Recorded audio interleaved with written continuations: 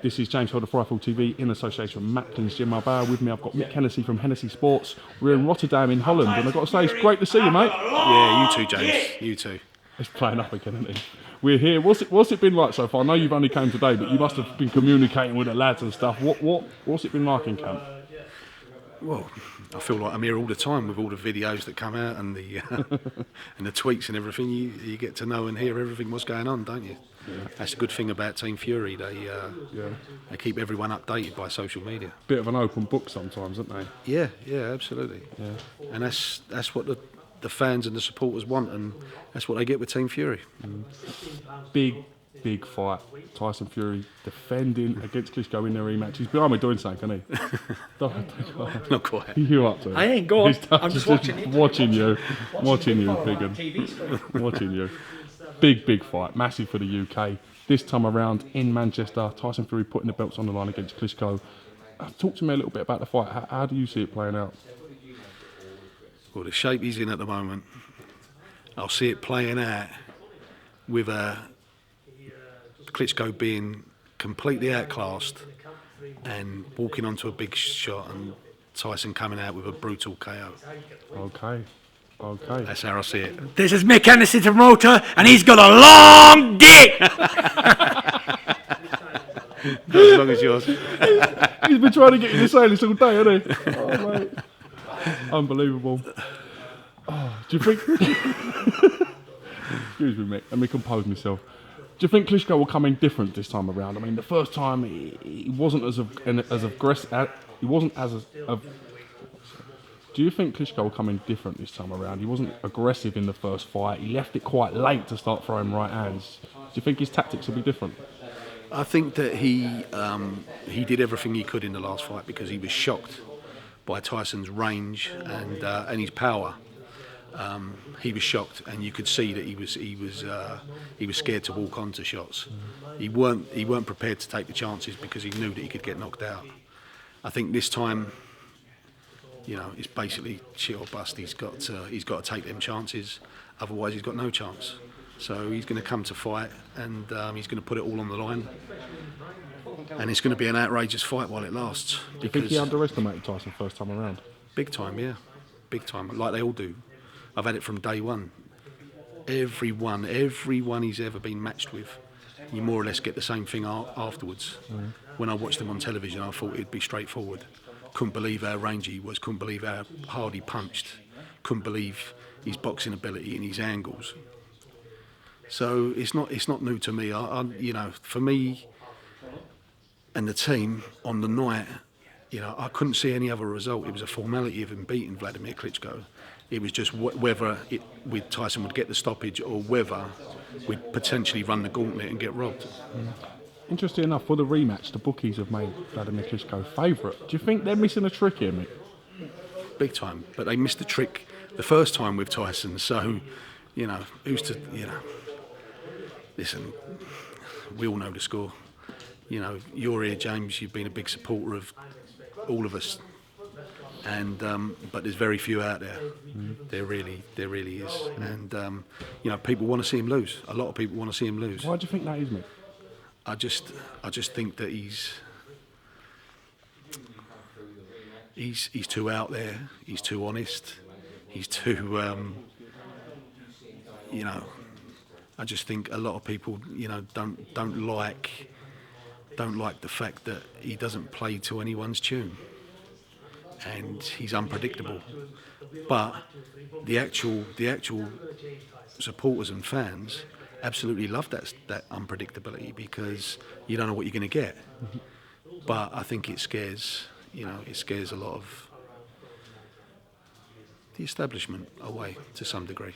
Do you think this could be the fight that sends Vladimir Klitschko into retirement and potentially politics? Sorry? Do you think this could be the fight that sends Klitschko into retirement and maybe even politics? Yeah, I think depending on the result of this fight for Vladimir Klitschko, this is his last fight. If Tyson does what I believe he can and win this fight in style and take Vladimir out, then that's the end of his career. Tyson Fury's been very vocal in the past, sometimes to his own, sometimes to his own misfortune. Sometimes it doesn't quite come across the way he wants to come across. Yeah. How do you manage someone like Tyson Fury? Well, look, you can't. It's very, very hard. You know, you can. You know, I'm always there, sort of like watching what he does, and I've got my opinion. Barry, how you doing? Good to see you, Barry. Okay. He's in again. This is Barry Denhack, and he's got a long dick. That's the new camp saying that is. Oh mate, he touches me every time. You and Frank Warren reunited, back working with BoxNation. How did that sort of come about, Mick?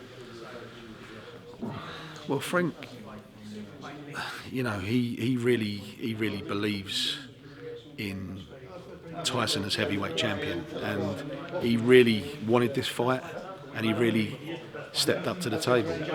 Frank and Bill, they showed a lot of a passion around getting this fight, and to be fair to them, they stepped up in a big way, and you know, in the end, they was the only choice.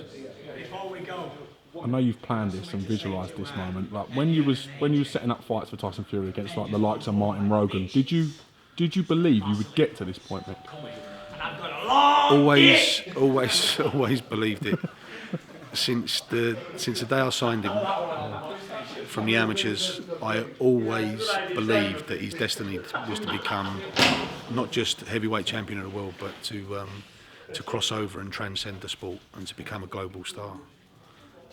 That's what I felt from day one. That's why I backed him the way I did. I see this young, brash, massive, super talented young fighter who could fight any way you want, on the back foot, on the front foot, inside, outside, with angles. You know, just something special. And you know, 6'9", he had the athleticism of a middleweight, and I just couldn't believe that no one was jumping all over him. Because you know, not only that, he was a real character. He'd make you laugh. He was fun to be around, and you know, I was just shocked that you know, everyone didn't realise that and everyone didn't see it. So I read from day one. I thought he was going to. You can go back on tape and you can get me from his very first fight, and before we signed, you can get me, you know, predicting all of this. Because for me, you know, it was black and white. A formality for me. Mm-hmm. Let's talk a little bit about the undercard. We're waiting on announcements. I'm sure your phone has been non-stop with Hennessy sports fighters wanting to be involved with this card, wanting the chance to box on the undercard. Is there anything information you can give us at the moment as to who will be fighting? Well, obviously we've got Terry Flanagan, Hughie Fury, obviously. You have Isaac Lowe. We have Kid Galahad, Peter McDonough, Nathan Gorman. So it's becoming a quality card, and young Yusuf Safar as well. So it's a real good card. We're just finalising everything at the moment. You know what I'm going to ask you? Is there any chance of getting Lenny Dawes and Ruben NIETO on the undercard for the EBU? It's a cracking TV fight, the first time on Channel 5. People loved that fight. It was great to watch. Can it be done for that card? We're working on a few alternatives at the moment, but not on the Manchester card. Okay. It wouldn't make sense to be on that at present. Do you see that as a standalone show for that then, potentially? Potentially a standalone show, yeah. So there's already a world title fight, a chief support on the card. So with a Manchester lad, so which made more sense. So we're looking to place Lenny's fight. It's a great fight, fantastic, like you said, European title fight, and one that, you know, Lenny, in my eyes, had out of last time. You've got some cracking fighters. Will there be plans to add to your stable over the next sort of coming months? I'm gonna. No rush, James. I'm just gonna stick with quality over quantity always. That's the way forward for me. So it's a case of looking for the right fighters rather than looking at fighters. It's a case of I'm not just interested in great talent no more.